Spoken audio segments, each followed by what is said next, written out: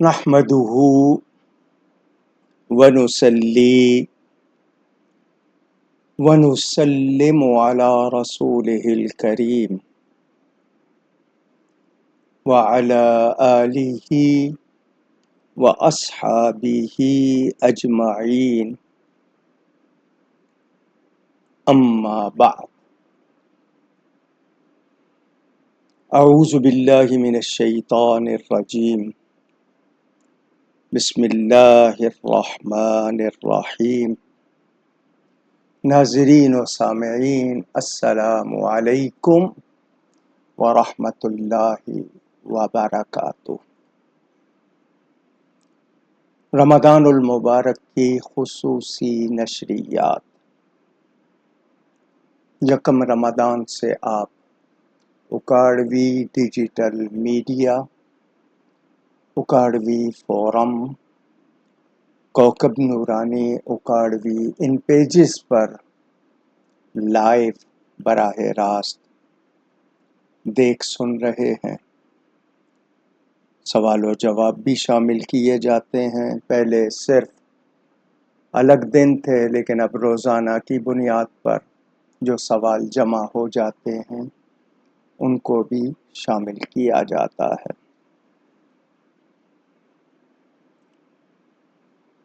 رمضان المبارک اپنی گنتی پوری کر رہا ہے. کچھ گھڑیاں باقی ہیں. کچھ موضوعات پر میں نے گفتگو کی. آج بھی ایک موضوع پر مختصراً کچھ گزارش کروں گا. اللہ تعالیٰ ارشاد فرماتا ہے: یا ایھا الذین آمنوا اتقوا اللہ وابتغوا الیہ الوسیلہ. اے ایمان والو، اللہ سے ڈرو اور اللہ کی طرف وسیلہ تلاش کرو، ڈھونڈو. یہ حکم یا ایھا الناس کہہ کے نہیں ہے اے لوگو، یہ ایمان والوں کو ہے، اللہ سے ڈرنے والوں کو ہے. ایمان سب سے بڑی نعمت ہے. اللہ سے ڈرنا بہت بڑی سعادت، مگر ان دونوں کی حفاظت بھی کرنی ہے. شیطان کتنا پرانا ہے، اس کے حربے کتنے شدید ہیں. آپ کے ہاں کہا جاتا ہے نا، فلاں 40 سال کا تجربہ کار، 80 سال کا تجربہ کار. شیطان کا تجربہ کتنا ہے. وہ اچھوں کی محنت برباد کرنے پر تلا رہتا ہے. اللہ تعالی کا فضل نہ ہو تو پھر ایمان اور تقوی کی سلامتی ہمارے لیے مشکل ہے. اللہ ہی کا حکم ہے کہ اس کی طرف وسیلہ تلاش کرو.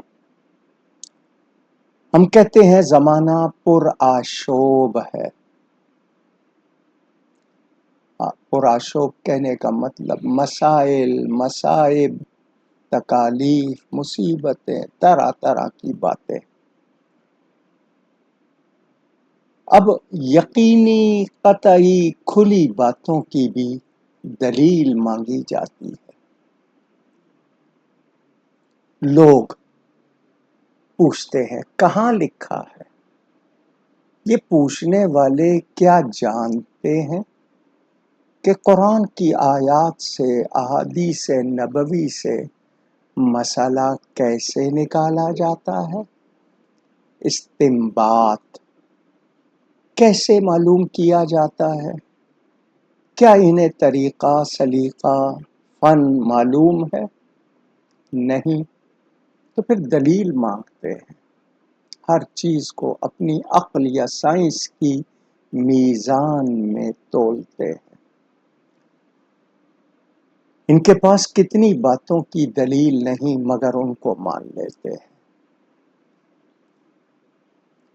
ان کو معلوم ہے کہ یہ اللہ کا بنایا ہوا کارخانہ قدرت ہے، اسی نے بنایا ہے، وہی چلا رہا ہے۔ عالم، اس کی دو قسمیں ہیں، عالم امر اور عالم خلق۔ عالم امر حکم دیتا ہے، وہ کن فرماتا ہے اور وہ چیز ہو جاتی ہے، یہ اس کی قدرت ہے، عدم سے وجود میں آ جاتی ہے، نیست سے ہست ہو جاتی ہے، یہ اللہ کی قدرت ہے۔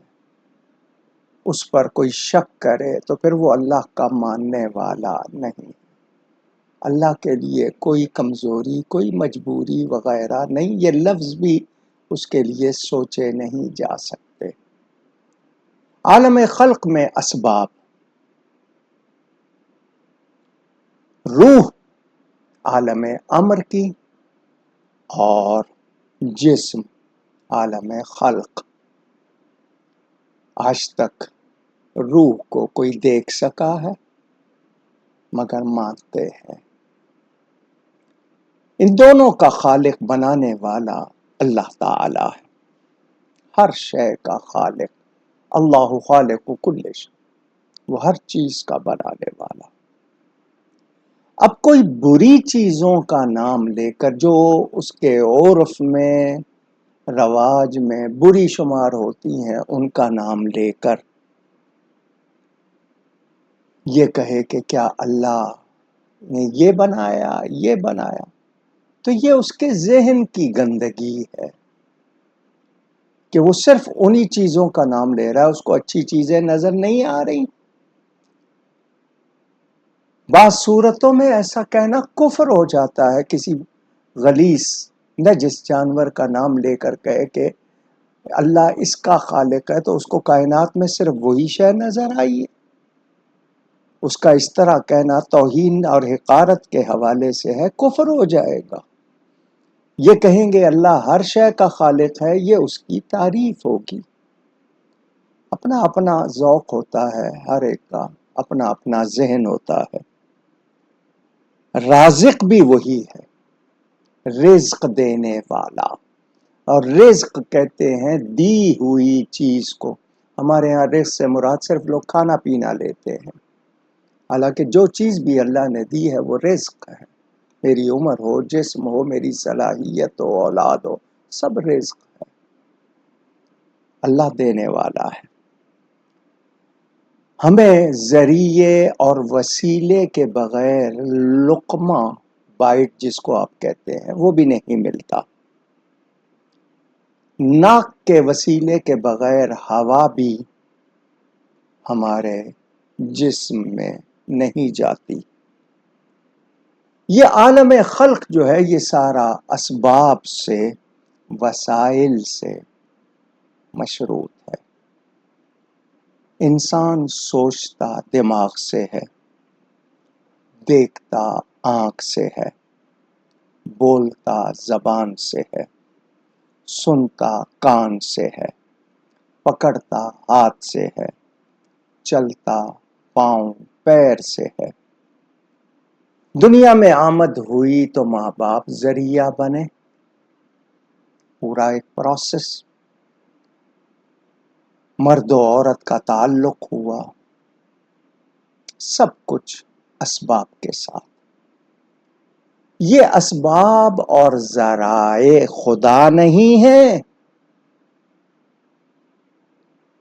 مگر سب کا استعمال ہو رہا ہے۔ ہم کسی سے مخالفت کرتے ہیں عقل سے۔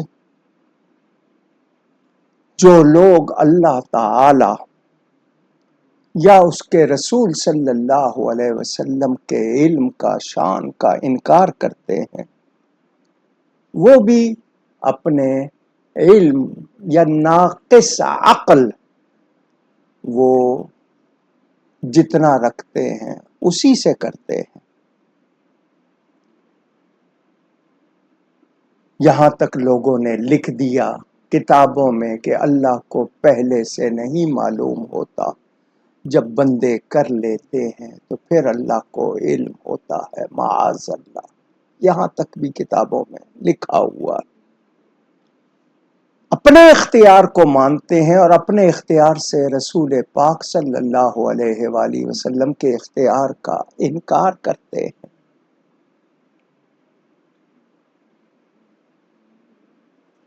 خود کو مختار مانتے ہیں اور اللہ کے رسول کو غیر مختار۔ یہ کتنا ظلم ہے۔ جب ہم مانتے ہیں کہ سب کام ذرائع سے ہوتے ہیں تو اللہ کو جاننا، پہچاننا، اس تک جانا بغیر ذریعے وسیلے کے کیسے؟ کوئی محفل ہو، سب جمع ہوں گے، ہر کوئی کسی نہ کسی ذریعے سے آیا ہوگا محفل میں۔ کوئی عمارت ہو ملٹی سٹوری، کئی منزلہ، بلڈنگ پہ چڑھنا بھی ذریعے سے، سیڑھیوں سے، معمولی بلندی تک بغیر ذریعے کے ہم نہیں جا سکتے، تو خدا تک کیسے چلے جائیں گے؟ کچھ کہہ دیتے ہیں کوئی داتا نہیں، کوئی خواجہ نہیں، کوئی بابا نہیں، کہہ دیتے ہیں کہنے والے۔ کوئی شارٹ کٹ رستہ ایسا ہے کہ ان کے بغیر ہم خدا تک جا سکیں، اس کو پہچان سکیں؟ کیونکہ لوگ تیز رفتار، تیزی پسند ہیں، عجلت پسند، وکان الانسان عجولا۔ اب ہوائی جہاز آ گیا تو کوئی گدھے کی سواری پسند نہیں کرتا، حالانکہ گدھے کی سواری تو سنت ہے، نبی پاک صلی اللہ علیہ وسلم نے کی۔ کچھ لوگ کہہ دیتے ہیں جی آپ لوگ کسی کے احترام میں، تعظیم میں کھڑے ہوتے ہیں، نبی کو یہ پسند نہیں۔ تو نبی کو پکے مکان بھی تو پسند نہیں تھے۔ شرعی پسند اور طبعی پسند، اس کا فرق بھی نہیں کرتے۔ قرآن میں ہے نا وَمَسَاكِنُ تَرْضَوْنَهَا، تمہارے پسندیدہ مکان۔ تو اب ہم کنکریٹ بلڈنگز بناتے ہیں، اس وقت پھر ہمیں فتوے اور مسئلے کیوں یاد نہیں آتے؟ اس وقت سنتیں کیوں یاد نہیں آتی؟ ہماری جب روح نکلتی ہے تو ہم اپنے بدن کو خود حرکت بھی نہیں دے سکتے، غسل کوئی اور دیتا ہے۔ قبرستان تک بھی جانا ہو تو دوسروں کے کندھوں پر،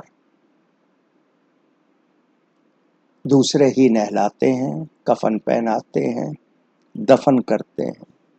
تو قبر کی منزل تک بغیر ذریعے کے نہیں، تو اللہ تک بغیر ذریعے کے کیسے جائیں؟ کوئی اگر کہے کہ جی ایک سفر ہے، وہ ہے اوپر سے نیچے کی طرف، اوپر بغیر زینے، سیڑھی، لفٹ، ہیلی کاپٹر، پائپ، رسی، اس کے بغیر لیڈر، اس کے بغیر نہیں جا سکتے۔ اوپر جانا ہے تو ذریعہ چاہیے، ذریعہ اس کے لیے مجبوری ہے۔ اوپر سے نیچے آنا ہے تو ڈائریکٹ چھلانگ لگائے سیدھا نیچے۔ تو اب شاید بات سمجھ آ جائے گی، میں دوسری منزل تک بغیر ذریعے کے نہیں جا سکتا۔ جنت تو ساتوں آسمانوں کے اوپر ہے، اوپر تک کیسے جاؤں؟ دوزخ ساتوں زمینوں کے نیچے۔ اور یہ آپ نے سن لیا کہ اوپر بغیر وسیلے کے، ذریعے کے نہیں جا سکتے۔ تو جو اوپر جانے والے ہیں وہ وسیلہ مانتے ہیں، جو نیچے جانے والے ہیں وہ نہیں مانتے۔ اوپر والے اعلیٰ علیین کے مسافر، نیچے والے اسفل سافلین اور سجین کے مسافر۔ منزل بدلتی ہے تو انداز بھی بدلتے ہیں۔ نیچے سے اوپر کے لیے رکاوٹیں، اوپر سے نیچے کے لیے کوئی رکاوٹ نہیں۔ یہاں اور بھی بہت سی باتیں کر سکتا ہوں، مگر مجھے وقت مختصر ہے، میں چند باتیں کر رہا ہوں۔ اب دیکھ لیجئے، ہمیں جگہ جگہ پر، ہر مرحلے پر روکنے والے ہیں۔ آپ نماز پڑھتے ہیں، وسوسے آتے ہیں۔ وسوسے آنا غلط نہیں، وسوسوں میں لگ جانا غلط ہے۔ ایک شخص آیا میرے والد صاحب قبلہ رحمت اللہ علیہ کے پاس، اور آ کر کہا کہ جی میں پہلے سنی العقیدہ تھا، اب میں دوسرا ہو گیا ہوں۔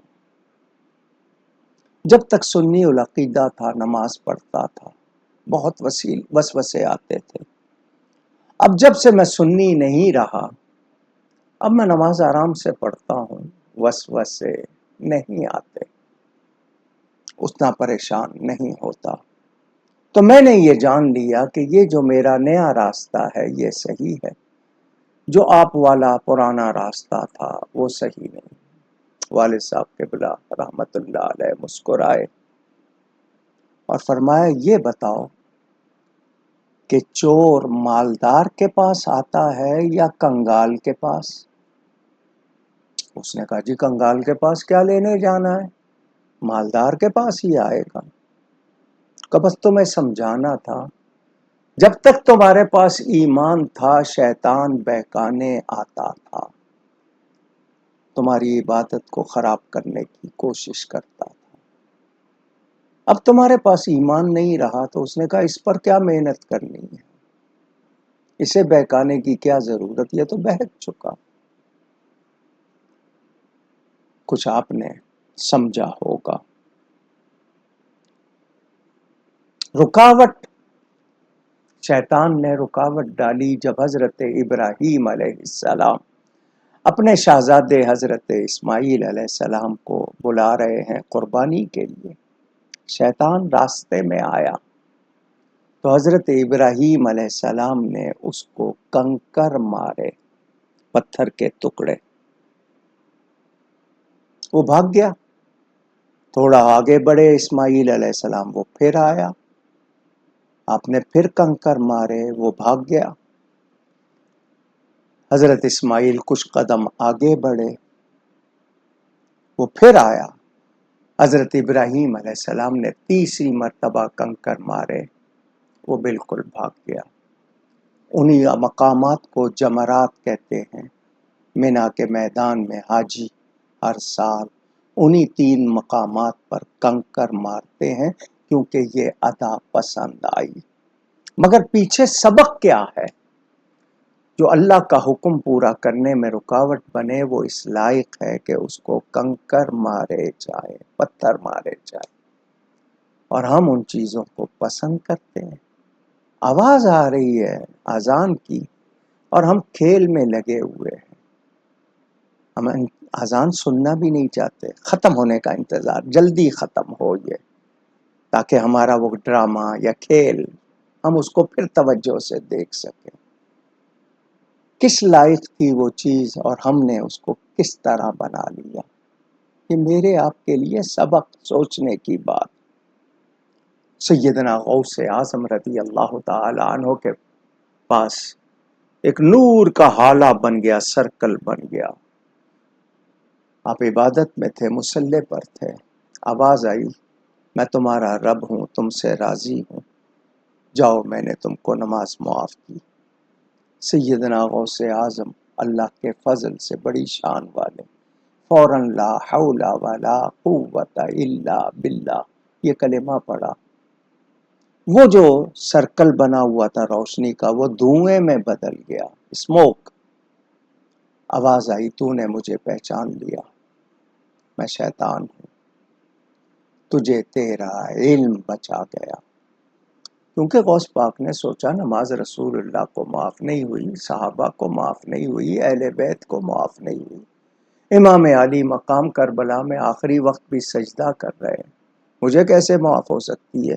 یہ ضرور شیطانی خیال، ہم میں سے کوئی ہوتا تو شاید پتہ نہیں کیا سوچنے لگ جاتا، کیونکہ شیطان ایسے لوگوں کو فٹ بال بنا لیتا ہے، کک مارتا ہے، وہ سمجھتے ہیں اڑ رہے ہیں، یہ نہیں پتا کہ جا کے گریں گے۔ آپ نے فرمایا یہ تیرا دوسرا حملہ ہے، علم تو تیرے پاس بھی تھا، تجھے کیوں نہیں بچایا؟ مجھے علم کے ساتھ ساتھ میرے رب تعالی کے فضل نے بچایا۔ بات دوسری طرف نکل گئی۔ ہمیں کلمات تعلیم ہوئے شیطان اور اس کے شر سے بچنے کے لیے۔ نبی پاک صلی اللہ علیہ وآلہ وسلم نے کتنی تکلیفیں اٹھائی، صحابہ نے کتنی تکلیفیں اٹھائی، اہل بیت نے کتنی تکلیفیں اٹھائی۔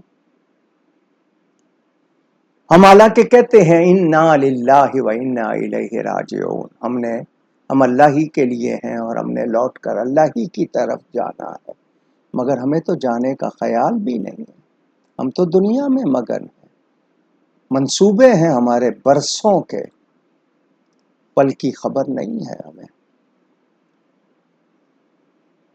وسیلے کی قسمیں ہیں، ایک وسیلہ چاہنے والا، دوسرا جسے وسیلہ بنایا جائے، تیسرا جس کے لیے وسیلہ تلاش کیا جائے۔ وسیلہ جب بارگاہ عظیم کوئی عالی مرتبت تو اپنی کمزوری اور نالائقی کا احساس، ایسا وسیلہ جو پناہ دے، جرم نہ گنے، جس کی چلتی ہو، جس سے بارگاہ والا راضی ہو، خدا تعالی اور رسول جس سے راضی ہوں، اللہ تعالی رسول سے راضی، صحابہ کرام سے رسول راضی، اہل بیت سے نبی پاک راضی، اولیاء ان سے راضی، کسی ایک سے رابطہ ضروری ہے، وسیلہ کوئی بھی ہو، صحیح ہو، عمل بھی وسیلہ ہوتے ہیں مگر عمل بھی مخلوق ہے، واللہ خلقکم وما تعملون، تم بھی اور تمہارے عمل بھی اللہ نے بنائے ہیں، یہ سب غیر خدا ہیں، نہ میرا عمل نہ میں، کوئی خدا نہیں ہے، غیر خدا ہے۔ خدا ہی کی بارگاہ میں خدا ہی وسیلہ نہیں، اپنی پسند کا وسیلہ بناؤ، سب غیر خدا ہیں، وسیلہ سفارشی ہوتا ہے۔ اگر غیر خدا وسیلہ نہیں تو وابتغوا کا کیا معنی ہوگا کہ وسیلہ تلاش کرو۔ آیت میں غور کیجئے، آمنو ایمان والوں کو کہا گیا، تو آمنو بھی وسیلہ نہیں، اس کے بعد واتقوا اللہ ہے تو واتقو، تقوی میں سارے اعمال آ جائیں گے، پرہیزگاری، تقوی کے معنی ڈرنا اور بچنا، اللہ سے ڈرنا، گناہوں سے بچنا، تو اس میں سارے اعمال آ گئے، تو عمل بھی نہیں۔ وجاہدو، جہاد، اللہ کی راہ میں کوشش کرنا، وہ بھی نہیں۔ پہلی بات تو یہ پتہ چلی کہ وسیلہ صرف ایمان والے اور تقوی والے تلاش کرتے ہیں، دوسرے تلاش نہیں کرتے۔ ایمان وسیلہ نہیں ہے، ایمان کی جان وسیلہ ہے۔ اللہ کی سرتاب قدم شان ہے یہ، انسان نہیں انسان، وہ انسان ہے یہ۔ قرآن تو ایمان بتاتا ہے انہیں، ایمان یہ کہتا ہے میری جان ہے یہ۔ وہ جو ایمان دینے والے، تقوی سکھانے والے، جہاد کا طریقہ بتانے والے، وہ وسیلہ ہے۔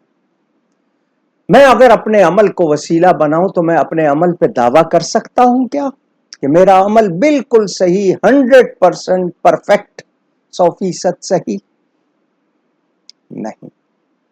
امید ہے اللہ تعالی اپنے کرم سے، فضل سے قبول فرما لے اور مجھے بخش دے، مگر نبی پر تو میرا یقین ہے، اپنے عمل پہ شک کر سکتا ہوں، نبی پر نہیں کر سکتا۔ نبی پاک صلی اللہ علیہ وسلم پر میں تو شک کی میرے لیے کوئی راہ ہی نہیں۔ وہ لباس بشریت میں مجسم ہو کر ظاہر نہیں ہوئے تھے، تب بھی وسیلہ تھے۔ میں پوچھنا چاہوں گا، حضرت آدم علیہ السلام پہلے انسان، اللہ کے نبی، فَأَزَلَّهُمَا الشَّيْطَانُ قرآن میں ہے، وہ 300 برس زمین پر آ کر روتے رہے۔ یہاں ایک بات یہ بھی بتا دوں، حضرت آدم اور حضرت حوا الگ الگ جگہ اتارے گئے، وہ روتے رہے، ان کے آنسو زمین پر پڑتے رہے۔ مواہب لدنیا میں یہ موجود، امام قسطلانی لکھتے ہیں حضرت آدم علیہ السلام کے آنسوؤں سے پھول بنے اور حضرت حوا کے آنسوؤں سے یہ گرم مسالے خوشبودار جن سے آپ کھانوں کی لذت پاتے ہیں وہ بنے۔ یہ بات بھی میں نے آپ کو بتائی مواہب لدنیا کے حوالے سے۔ 300 سال کے بعد میدان عرفات میں جمع ہوئے۔ عرفات کے معنی پہچان کی جگہ، جس دن جمع ہوئے یوم عرفہ، پہچان کا دن۔ حضرت آدم علیہ السلام نے میرے پیارے نبی پاک صلی اللہ علیہ وآلہ وسلم کا وسیلہ لے کر دعا کی، فتلقى آدم من ربہ کلمات فتاب علیہ۔ اٹھائیے تفسیریں، کتابیں دیکھیے، نبی پاک صلی اللہ علیہ وآلہ وسلم کا وسیلہ لیا۔ لکھنے والوں نے لکھا، اللہ نے فرمایا اے آدم تو نے ان کو کیسے پہچانا؟ تو حضرت آدم نے عرض کی، یا اللہ جب تو نے میرے جسم میں روح پھونکی تو میں نے تیرے عرش کے سامنے سجدہ کیا، جب میں نے سجدے سے سر اٹھایا تو عرش کے پایوں پر اور جنت میں درختوں کے پتوں پر، حوروں کے ماتھے پر کلمہ لکھا ہوا دیکھا، تو میں نے پہچان لیا جس ہستی کا نام تو نے اپنے نام کے ساتھ ملا کر لکھا ہے وہ ضرور تیرا کوئی پیارا ہے۔ اللہ کی طرف سے جواب آیا، اے آدم تو نے صحیح پہچانا، وہ میرے حبیب ہیں، اگر میں انہیں نہ بناتا تو تجھے بھی نہ بناتا، کچھ بھی نہ بناتا، اپنا رب ہونا بھی ظاہر نہ کرتا۔ مولانا عبد الرحمن جامی رحمت اللہ علیہ اسی طرف اشارہ کرتے ہیں کہ حضرت آدم کی توبہ قبول ہوئی، حضرت نوح علیہ السلام کی کشتی پار لگی اور وہ غرق ہونے سے بچے، تو یہ حضور کا وسیلہ تھا۔ نہ آدم یافت توبہ، نہ نوح از غرق نجینا، اگر نام محمد را نیا وردے بنی آدم۔ سوچیں، امام اعظم ابو حنیفہ نعمان بن ثابت کوفی رضی اللہ تعالی عنہ، کتنی بڑی شان ہے، روضہ رسول پہ جاتے ہیں، سلام کرتے ہیں، اے رسولوں کے امام آپ کو سلام۔ قبر رسول سے جواب آتا ہے، اے مسلمانوں کے امام تجھے بھی سلام۔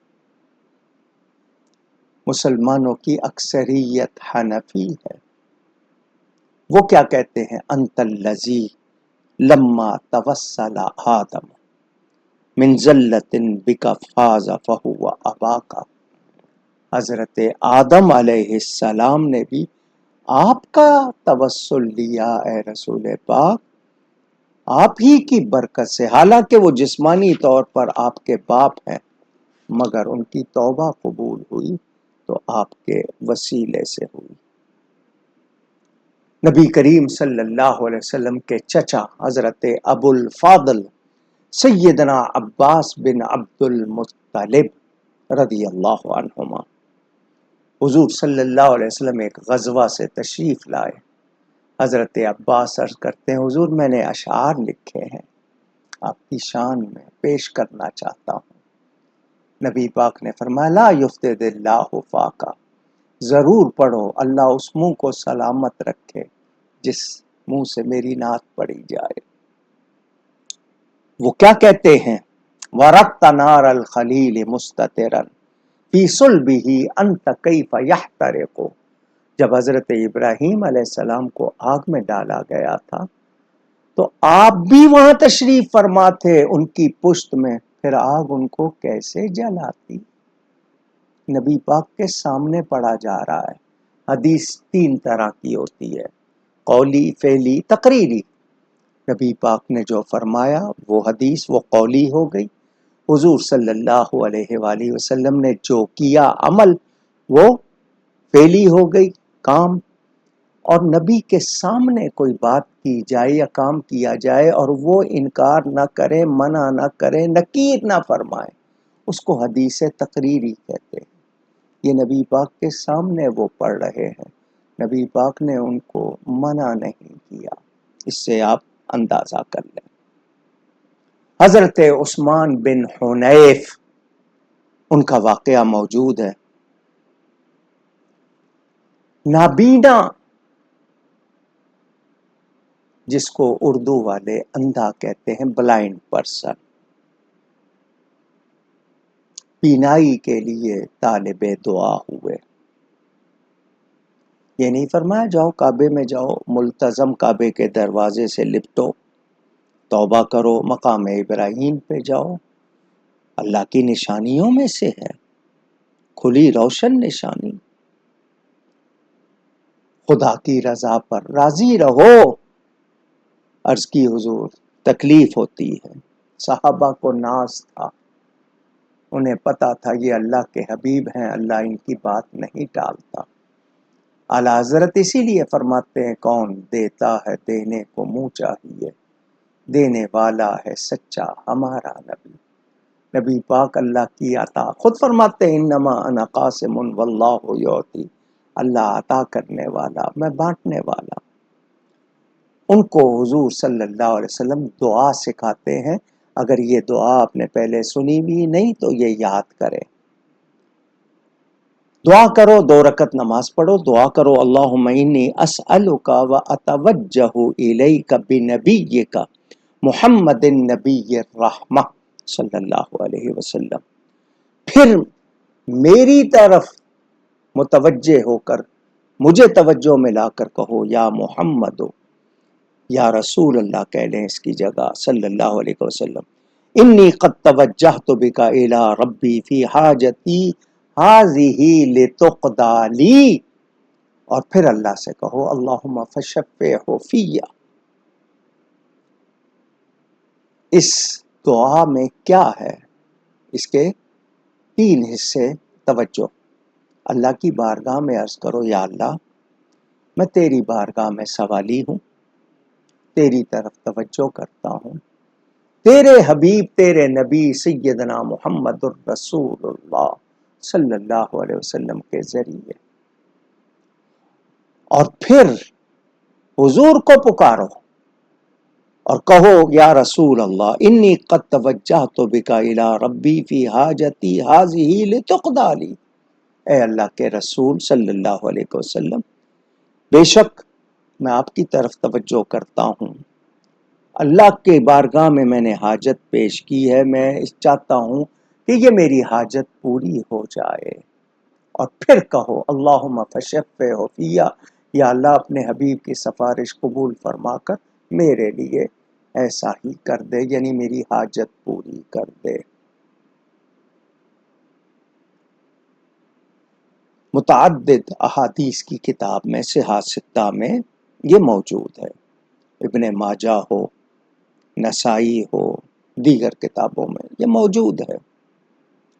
اب قرآن کریم کو بھی دیکھ لیجئے، اللہ فرماتا ہے وَلَوْ أَنَّهُمْ إِذْ ظَلَمُوا أَنفُسَهُمْ جَاءُوكَ، اور لوگ اگر اپنی جانوں پر ظلم کر بیٹھیں تو میرے حبیب تیری بارگاہ میں آ جائیں، جاؤکا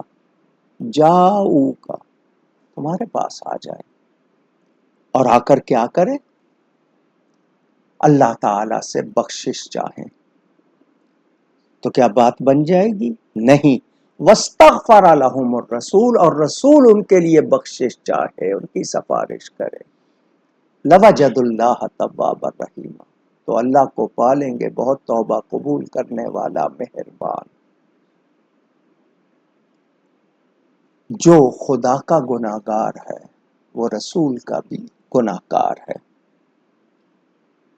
کیونکہ اللہ کی معرفت، پہچان، تعلیم رسول اللہ صلی اللہ علیہ وآلہ وسلم نے کروائی ہے۔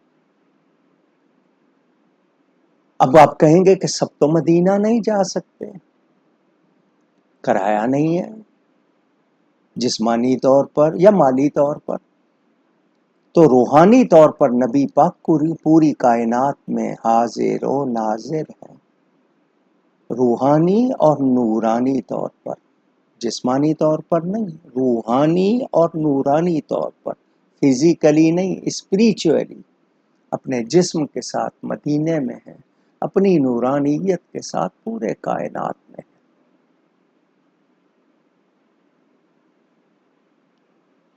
ان کی طرف توجہ کرنا بھی جانا ہوگا،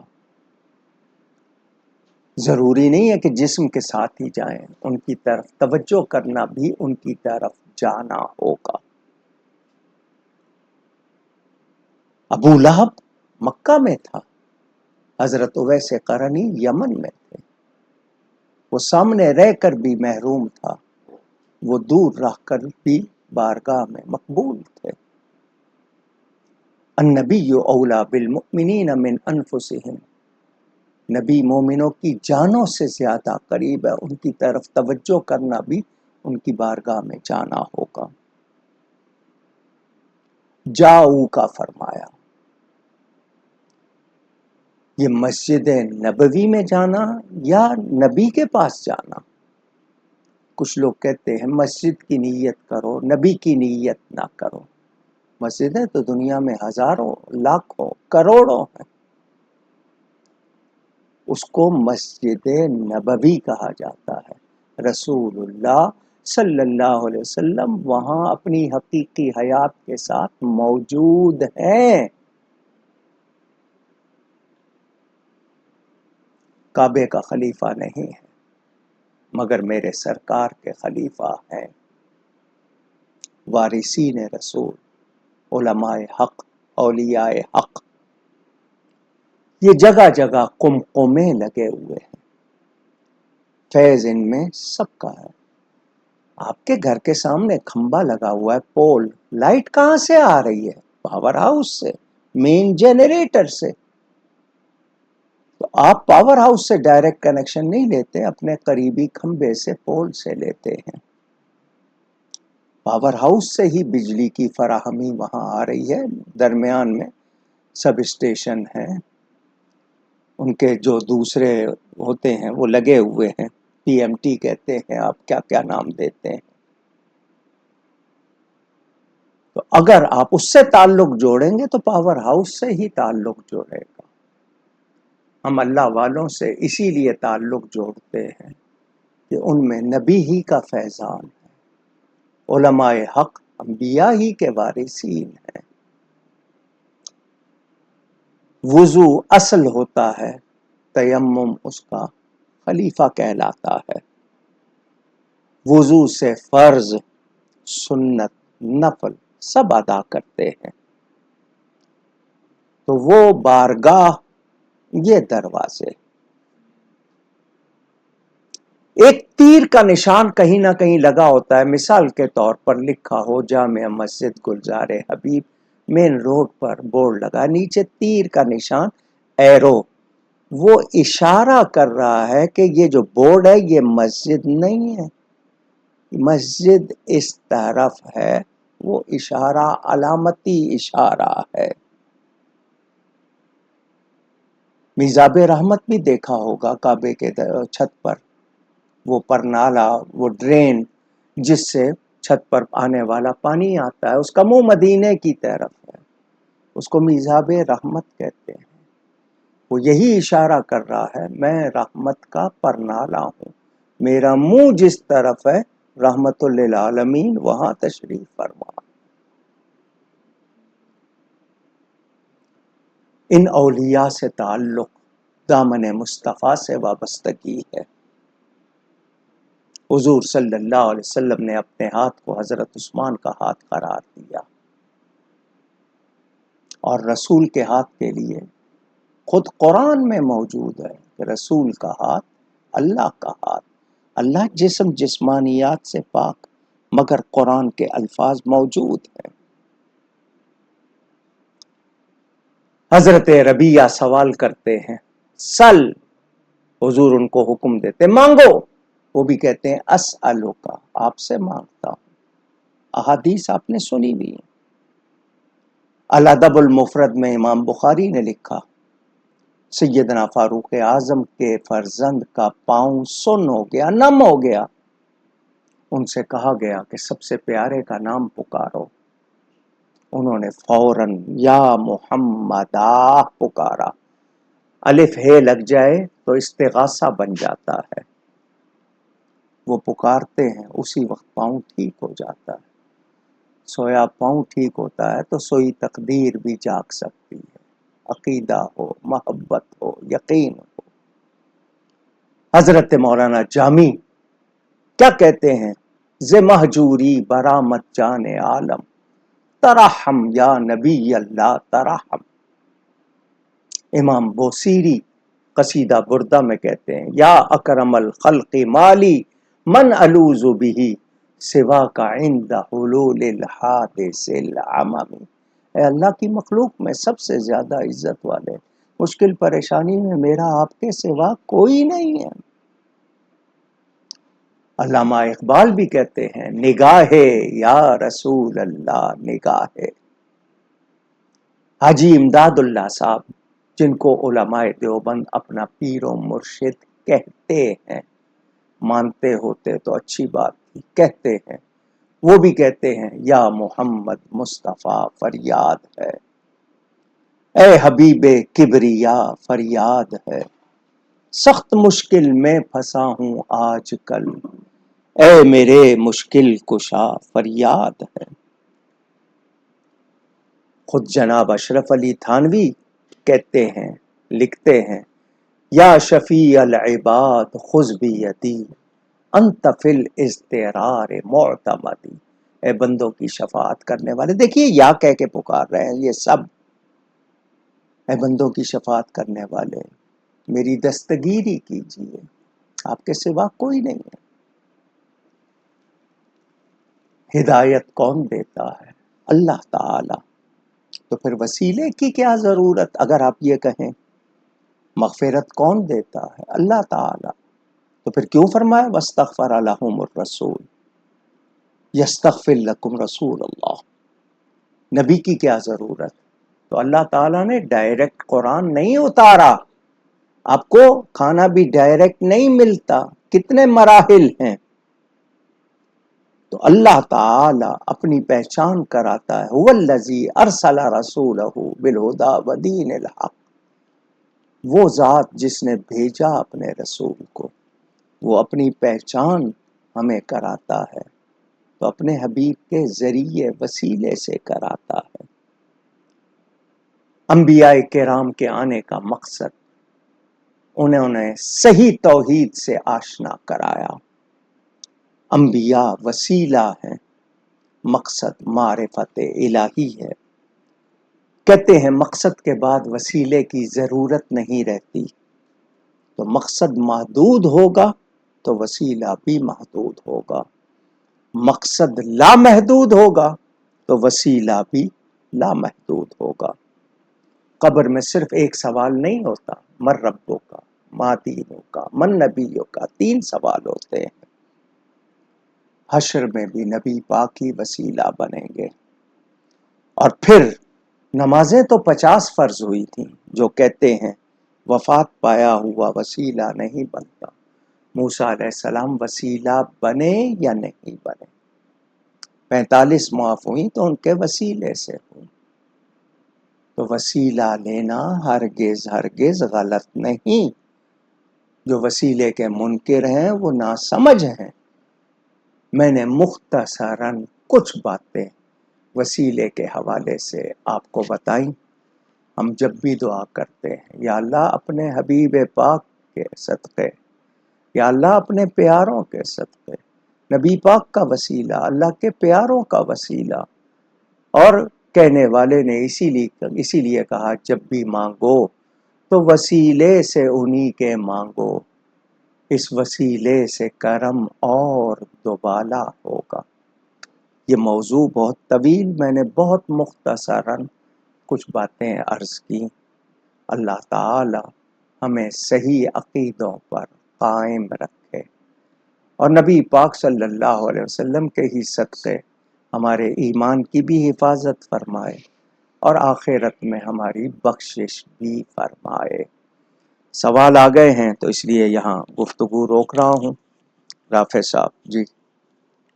ہمیں دوران نشست واٹس ایپ کے ذریعے کچھ سوالات موصول ہوئے ہیں، انشاءاللہ وہ ہم علامہ صاحب سے پوچھیں گے، اور اس دوران اگر آپ اپنے کچھ سوالات بھیجنا چاہیں تو ہمارے جو تینوں پلیٹ فارمز ہیں، اکاڑوی فورم، اکاڑوی ڈیجیٹل میڈیا اور کوکب نورانی اکاڑوی، اس کے کامنٹ سیکشن میں یا ان باکس کے ذریعے اپنے سوالات آپ بھیج سکتے ہیں، تو انشاءاللہ ہم شامل کر لیں گے۔ اگر آپ کے سوالات ہمارا یہ سیشن اینڈ ہونے کے بعد بھی آئے تو انشاءاللہ کل کی جو ہماری نشست ہوگی اس کے اینڈ میں ہم آپ کے سوالات لے لیں گے۔ پہلا سوال ناصر خان صاحب کا، اس سوال کے ضمن میں انہوں نے ایک ریفرنس کے طور پہ ویڈیو بھی بھیجی ہے، جس میں ایک شخص کھڑا ہوا یہ کہہ رہا ہے کہ جو لوگ رات چاند نظر آنے سے پہلے فطرہ دیتے ہیں ان کا فطرہ قبول ہی نہیں ہوتا، فطرے کا حکم یہ ہے کہ عید کا چاند نظر آنے کے بعد ادا کیا جائے۔ اور دوسری بات وہ یہ کہہ رہا ہے کہ جو لوگ نقد رقم کے اندر اپنا فطرہ ادا کرتے ہیں ان کا بھی فطرہ قبول نہیں ہوتا۔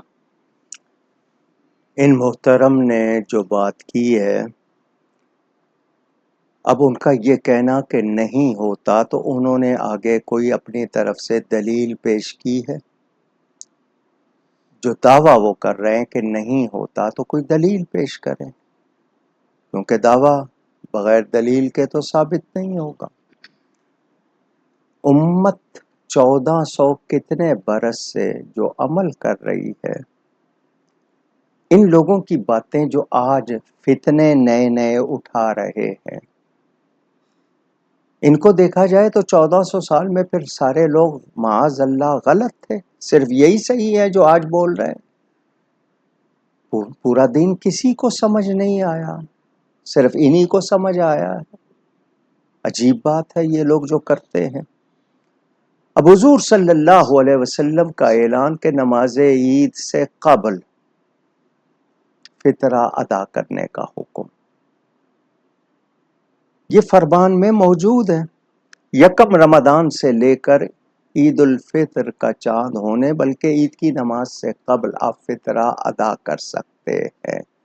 جتنی جلد ادا کریں گے زیادہ بہتر ہوگا۔ مگر یہ کہنا کہ جی چاند ہونے کے بعد عید کی نماز ادا کرنے تک ہو ہی نہیں سکتا، دلیل پیش کرے نا۔ کیا دلیل ہے ان کی؟ ہمیں تو کہا گیا کہ عید کی نماز سے قبل ادا کرنا ہے، اور اس کے 2 مقصد میں نے کل بھی بتائے تھے کہ غربا کی امداد ہو جاتی ہے، وہ عید کی خوشیوں میں شامل ہو جاتے ہیں. روزے میں کوئی لغو ہم سے ہو گیا ہو تو اس کی صفائی ہو جاتی ہے. اور یہ بھی بتایا گیا کہ فطرہ ادا نہ کیا ہو تو قبول ہونا تو دور کی بات، ہمارے روزے بارگاہ الہی میں پیش بھی نہیں ہوتے. تو ہم ایسے لوگوں کو، پھر میں ان لوگوں کو یہ کہوں گا کہ آج اس قسم کے مسئلے اٹھانے والوں، غزہ میں دیکھ رہے ہو کیا ہو رہا ہے؟ مسلمانوں کے ایک دن میں 500 بچے، جوان، مرد، عورتیں قتل کر دیے جاتے ہیں، اور تم یہ کہہ رہے ہو کہ جی فطرہ ادا نہیں ہوگا. تم اس سوچ میں ہو. تمہیں 1400 سال کے لوگوں کا عمل وہ تمہارے لیے معتبر نہیں ہے، وہ تم سے اچھے نہیں، تم ان سے اچھے ہو معاذ اللہ. یہ لوگ اس طرح کے فتنے روز اٹھا کے امت مسلمہ کو بگاڑنا، اور خاص طور پر نشانہ پاکستان کیوں؟ کہ اس کو کسی طرح سیکولر بنا دیا جائے، لا دین بنا دیا جائے، لوگوں کو ملحد بے دین بنا دیا جائے. اس قسم کے سوال کرنے والے اپنے اعمال پہ نظر نہیں کرتے. وہ باقی جتنی چیزیں کر رہے ہیں قرآن و سنت کے مطابق کر رہے ہیں، ان کا لباس، ان کی غذا، ان کی کمائی، ان کے تمام کام اس بات پر بات کر رہے ہیں. عجیب بات ہے. ہمارے پاس دلیلیں موجود ہیں اور ہم صحیح دلیل کے مطابق صحیح عمل کر رہے ہیں الحمدللہ. اگلا سوال سمیر خان صاحب کا کہ ایک شخص اگر کسی ملک میں روزے پورے کر کے عید منائے اور عید کی شام وہ اپنے گھر واپس آ جائے، یعنی اپنے ملک واپس آ جائے، اور یہاں ایک آخری روزہ اگلے دن ہونا باقی ہے، تو اس صورت میں اس کو کیا کرنا ہوگا؟ یہ کئی مرتبہ مسئلہ آیا ہے. مثال کے طور پر عمرہ کرنے گئے تھے، وہاں 29 روزے ہوئے. اگر آپ کے ہاں 30 روزے ہوئے ہیں، آپ نے وہاں 29 کر لی ہے، آپ کے ہاں 30 ہوئے، تو اگر آپ وہ رکھ لیں گے تو آپ کا نفلی روزہ ہو جائے گا. لیکن آپ عید کے دن اگر روزہ نہیں رکھتے بالفرض، یہاں وہاں پر آپ نے عید کر لی، یہاں آئے ہیں، یہاں پر روزہ ہے، ابھی آپ اس دن روزہ نہیں رکھتے، تو آپ کو وہ لوگوں کی طرح کھلے عام کھانا پینا نہیں چاہیے، بشرطے کہ آپ وہاں کے رہنے والے ہیں. اور یہاں آئے ہیں، یہاں 30 ہوئے ہیں، تو یہاں آپ 30واں روزہ رکھ کے اگلے دن پھر عید کر لیں. یہ دونوں صورتیں موجود ہیں. اگر روزہ نہیں رکھتے، اب وہاں کے رہنے والے ہیں، گنتی پوری ہو گئی ہے آپ کی، تو آپ یہاں پر آئے ہیں، وہ ایک روزہ آپ نفلی رکھ سکتے ہیں. اگر نہیں رکھیں گے تو کھائیں پیئیں گے نہیں کھلی طرح، وہ بے احترام نہیں کریں گے، لیکن بہتر یہی ہے کہ آپ وہ روزہ رکھ لیں. اور اگر گنتی وہاں کی تھی، یہاں 29 کی ہو گئی ہے، تو پھر آپ کو تو ویسے بھی وہ کرنا پڑے گا. اگلا سوال شیخ محمد کامل صاحب کا، وہ پوچھتے ہیں کہ فرعون جس قسم کا بدبخت اور ملعون تھا، اس کے باوجود یہ کہا جاتا ہے کہ اس کی بیوی کو برا نہیں کہنا چاہیے، ایسا کیوں ہے؟ قرآن کریم اگر انہوں نے نہیں پڑھا تو پھر یہ شاید جانتے نہیں. ایک تو یہ کہ فرعون میں وہ صلاحیت نہیں تھی جس کو مرد ہونا کہتے ہیں، میڈیکلی انفٹ، بس اتنا جملہ کہہ دیتا ہوں، جس کو اردو میں نامرد کہتے ہیں. وہ دنیا سے پاک گئی ہیں، اور بیان موجود ہے کہ انہوں نے خود اللہ سے کہا کہ اپنے پاس جنت میں میرے لیے گھر بنا دے. وہ جنت میں نبی پاک صلی اللہ علیہ وسلم کی زوجہ بن کے رہیں گی، اور جنت کی عورتوں کی سردار خواتین میں سے ہیں وہ حضرت آسیہ، ان کا نام الف سے، عین سے آسیہ نہیں، الف سے آسیہ. آسیہ کا لفظ ویسے چکی کے لیے استعمال ہوتا ہے فارسی میں یا دوسروں میں، لیکن ان کا نام آسیہ تھا. تو وہ جنت کی سردار خواتین میں سے ایک ہے، تو ان کے بارے میں یہ ان کا کہنا شاید ان کو معلوم نہیں ہے. اگلا سوال محمد علی شیخ صاحب کا، کہا جاتا ہے جنت میں داڑھی نہیں ہوگی، اس کی کیا حقیقت ہے، جبکہ دنیا میں داڑھی جو ہے وہ سنت رسول ہے؟ بہت سی چیزیں آپ کھائیں گے وہاں پر آپ کو بول و براز نہیں ہوگا.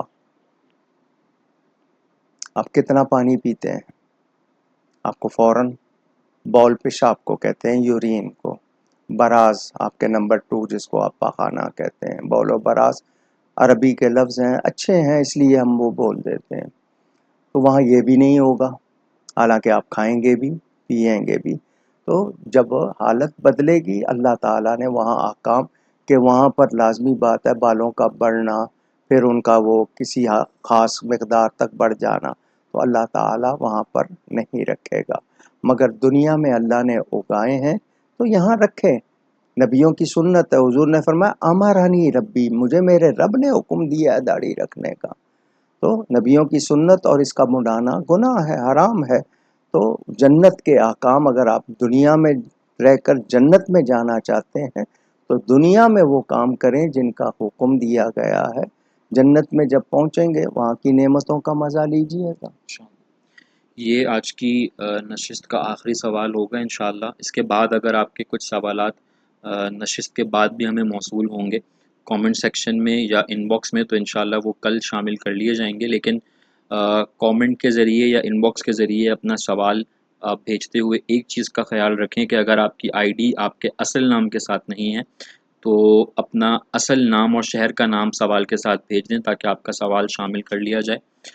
آج کا یہ آخری سوال محمد قاسم صاحب کا، وہ آج کل یہ بہت ٹرینڈنگ پر ہے ٹاپک، رجب بٹ نامی یوٹیوبر نے جو نبی پاک صلی اللہ علیہ وسلم کی شان کے حوالے سے بنائے ہوئے قانون کو جس طرح ہلکا جانا اور اس کا مذاق اڑایا اور اس کو اس طرح سے ٹریٹ کرنے کی کوشش کی، تو اس پہ آپ کا کیا موقف ہے اور اس کی شرعی طور پہ کیا سزا ہونی چاہیے؟ میں اس کا جواب دیتے ہوئے حکمران، اس میں پاکستان کے صدر، وزیر اعظم، عدلیہ کے سربراہ اور افواج کے سربراہ، ان سب کو کہوں گا کہ اگر آپ واقعی فتنۃ الخوارج، رد الخوارج کے لیے کام کر رہے ہیں اور آپ چاہتے ہیں تو خوارج صرف وہی نہیں ہیں جو ہتھیار اٹھا کر آپ کے سامنے آ رہے ہیں، یہ جو ہتھیار استعمال کر رہے ہیں لوگوں کی دل آزاری کا، دین کی توہین کا، رسول پاک صلی اللہ علیہ وآلہ وسلم، ان کے آل بیت، صحابہ، مقدسات دین کی توہین کا، یہ اس سے زیادہ مہلک ہتھیار ہے۔ اس سے نظام بگڑے گا، اس سے امن نہیں رہے گا، اس کے لیے ان کو سخت ہونا ہوگا۔ کسی کی اگر ایف آئی آر کٹی ہے اس حوالے سے، آپ اس پر کام کروائیے۔ اگر آپ ایسے کسی مجرم کو سزا نہیں دیں گے تو ایسے لوگ پلتے رہیں گے۔ اس شخص نے کتنی توہین کی ہے، جتنی باتیں اب تک ہمارے سامنے ہیں، اب تو وہ فرار ہو چکا ہے۔ یہاں بہت آسان طریقہ ہے، ایسے شخص کو فوراً فرار کرا دیا جاتا ہے۔ مجھے کسی نے بتایا کہ اس نے اپنی شادی میں کروڑوں روپے لٹائے، جو منظر دکھایا لوگ بڑا اس کو سمجھ رہے تھے سخی ہے، فلانا ہے، لیکن اس کی کتنی باتیں سامنے آ چکی ہیں، کس کس مذہب کی اس نے توہین کی ہے، کبھی وہ ہندوؤں کے بارے میں، کبھی عیسائیوں کے بارے میں، اور پھر وہ خود اپنے منہ سے کہہ رہا ہے کہ مجھ پر یہ دفعات لگی ہوئی ہیں۔ تو وہ خود اپنے منہ سے کہے، ایک شخص اقرار کرے، اور پھر ہمارے حکمران اس پر نہیں جی اس نے قرآن پہ ہاتھ رکھ کے معافی چاہ لی ہے، تم علماء سے پوچھو کہ اس کی حیثیت کیا ہے، اس کا جرم کس حیثیت کا ہے۔ اور ایسے مجرموں کو اگر آپ چھٹی دیتے رہیں گے تو فتنۃ الخوارج نہیں ہوگا، خوارج پلتے رہیں گے، بڑھتے رہیں گے، اور آپ کو یہی لوگ اندر سے کھوکھلا کر دیں گے۔ پاکستان کی جو بنیادی، کیا مطلب پاکستان کا مطلب کیا؟ لا الہ الا اللہ محمد الرسول اللہ صلی اللہ علیہ وسلم۔ یا تو پھر آپ اس کو ختم کر دیں اور آپ لا دین ہو جائیں، پھر اللہ تعالیٰ کا قہر جو آئے گا پھر اس کو بھگتیے گا۔ اس طرح کے لوگوں کو اگر لگام نہ دی گئی اور ان کے لیے کوئی سد باب نہ کیا گیا، ان کو کیفر کردار تک نہیں پہنچایا گیا، قرار واقعی سزا نہیں دی گئی، وہ گستاخ ہے، اور گستاخ نبی کی سزا شریعت نے بتا دی اور آپ کے ہاں قانون ہے۔ غیر مسلم تو جو ہوں گے سو ہوں گے، آپ تو جو بھی کوئی کرتا ہے ایسا واقعہ اس کو آپ فرار کرا دیتے ہیں، تو کیا یہ سلسلہ رک جائے گا؟ یہ ہماری تباہی کا سبب بنے گا، اور پوری قوم جو اس پر خاموش رہے گی وہ مجرم ہو جائے گی۔ اس کی شرعی نوعیت کو بھی سمجھیں، اس کی حساسیت کو بھی سمجھیں، یہ کتنا سینسیٹیو میٹر ہے، کتنا سیریس میٹر ہے، تو ان حکمرانوں کو سمجھنا ہوگا۔ اور ایسے مجرموں کے بارے میں اگر یہ لاپرواہی کریں گے تو پہلے بھی جو دیکھ لیں، جس کسی نے ختم نبوت کے حوالے سے، دوسرے ان کی آج کوئی عزت نہیں ہے، وہ ذلیل ہو رہے ہیں۔ نبی کے لیے غلط لفظ کہنے والے یا دوسرے جتنے تھے گستاخوں کی حمایت کرنے والے، کیا حال ہوا ان کا؟ آج کہاں ہے وہ؟ آج ان کی عزت کہاں ہے؟ تو سوچنا ہوگا۔ یہ ایمان کا مسئلہ ہے، یہ ریڈ زون ہے، اس پر کوئی دو رائے نہیں ہونی چاہیے، اور نہ ہی اس میں کوئی آپ کے ہاں فلیکسیبلٹی ہونی چاہیے، لچک نہیں۔ یہاں پر شریعت کا موقف، سنت کا موقف آپ کو اپنا کر اس کو پورا کرنا ہوگا۔ اللہ تعالی ایسے فتنوں سے بچائے۔ سرکار کلام کچوچا شریف کے فرزند وہ انتقال کر گئے۔ حضرت پیر سیال شریف کی ہمشیرہ انتقال کر گئیں۔ حضرت شیخ القرآن مولانا غلام علی صاحب کے نواسے انتقال کر گئے۔ اس کے علاوہ بھی اور لوگوں کی اطلاع، جتنے اہل ایمان انتقال کر گئے۔ ادھر آرمی چیف کی والدہ انتقال کر گئیں۔ جتنے اہل ایمان انتقال کر گئے، اللہ ان کی مغفرت فرمائے۔ آج 24 تاریخ تھی۔ حیدرآباد میں اہل سنت کے ایک بڑے عالم حضرت مفتی احمد میاں برکاتی رحمۃ اللہ علیہ، ان کا یوم۔ کل 25 تاریخ ہمارے استاد گرامی امام اہل سنت غزالی دوراں حضرت مولانا سید احمد سعید شاہ صاحب کاظمی کا یوم وصال۔ حاجی حنیف طیب صاحب بیمار ہیں، اس کے علاوہ وہ فردوس انجم بتا رہی تھی، صوفی صاحب منڈی بہاؤالدین میں وہ بھی، اور نوشہرہ ورکہ میں بھی کوئی عبدالرشید صاحب انتقال کر گئے۔ وہ حضرت مولانا ابو داؤد محمد صادق صاحب کے خلیفہ تھے۔ اللہ تعالی ہم پر کرم فرمائے۔ آپ کو ایک مرتبہ پھر یاد دلاتا ہوں، جامع مسجد گلزار حبیب کے لیے ساؤنڈ سسٹم نیا لگنا ہے، رنگ و روغن ہو رہا ہے۔ ضرور اپنے عطیات سے آپ ڈائریکٹ بھیجنا چاہیں تو اکاؤنٹ نمبر آپ کے سامنے ہے، تو آپ اس میں تعاون کر سکتے ہیں۔ یہ مبارک ساعتیں ہیں، ہم سب اللہ سے توبہ کریں، خیر مانگیں، اس وطن کی سلامتی مانگیں۔ اس مرتبہ پھر جمعرات اور جمعہ کا دن آئیں گے، 27ویں شب اور 27 رمضان۔ یہ وہی جب پاکستان بنا تھا 1947 میں، 27ویں شب تھی، اگلے دن جمعۃ الوداع تھا۔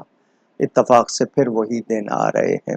پاکستان بنا، اس کی حفاظت کیجیے اور کوشش کیجیے کہ ہم سب مل کر اس کو بچانے میں کردار ادا کریں، اس کو سنوارنے میں کردار ادا کریں۔ میری دعائیں ہیں ان تمام کے لیے جنہوں نے دعاؤں کے لیے کہا۔ اللہ سب کے حق میں خیر فرمائے۔ گفتگو میں مجھ سے کہیں کوئی غلطی ہوئی ہو، اللہ تعالیٰ اس کے رسول صلی اللہ علیہ وآلہ وسلم کی بارگاہ میں توبہ کرتا ہوں۔ آپ سب کا بہت شکریہ۔ یہ جو ٹینکر کے حوالے سے کراچی میں حادثہ ہوا، اور یہ متعدد حادثہ، پتہ ہے کہ یعنی 60 سے زیادہ جانیں چلی گئی ہیں اب تک، یہ بہت ہی گمبھیر معاملہ ہے۔ حکمرانوں کو لوگوں کی حفاظت کا اہتمام کرنا چاہیے۔ اللہ توفیق دے۔ بہت شکریہ۔ والسلام علیکم ورحمۃ اللہ وبرکاتہ۔